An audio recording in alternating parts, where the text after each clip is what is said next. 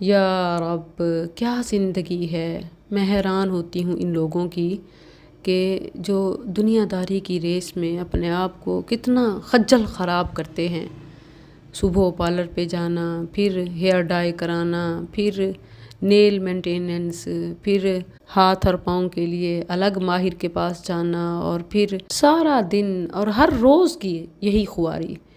میں اللہ کا شکر ادا کرتی ہوں کہ یا رب تو نے ہمیں ان ٹینشنوں سے بچایا.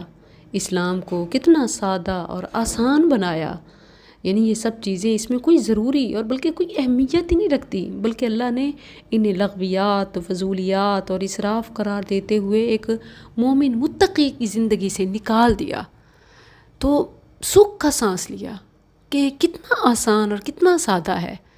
طہارت میں ان چیزوں کی کوئی اہمیت نہیں، ایمان میں، عمل میں، ثواب میں، درجات میں، جنت میں، بلکہ دنیا کی زندگی کے بھی سکون کے حصوں میں تو ان چیزوں کی کوئی گنجائش نہیں ہے.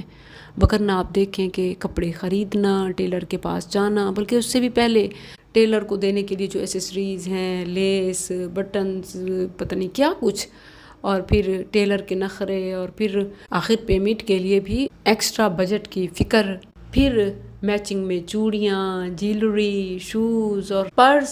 عید نہیں، کوئی عذاب ہے. بس